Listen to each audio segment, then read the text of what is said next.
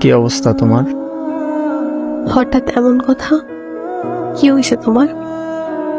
আরে তেমন কিছু না, বাসা দিয়ে নাকি ছেলে দেখছে। তো কি হয়েছে? ছেলের নাকি সরকারি চাকরি আছে। থাকতে পারে, জানি না। ও আচ্ছা, তুমি এত কিছু কিভাবে জানলে?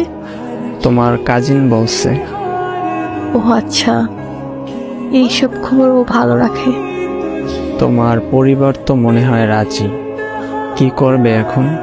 আমাদের সম্পর্ক কি এখানেই সমাপ্তি?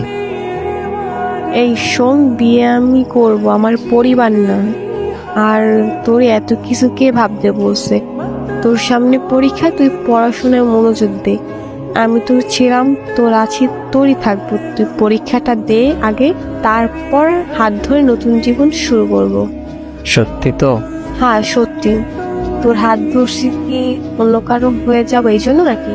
শেষ অব্দি তোর সাথে থাকবো, এটা মাথায় রাখ। পড়তে যা এখন। আচ্ছা।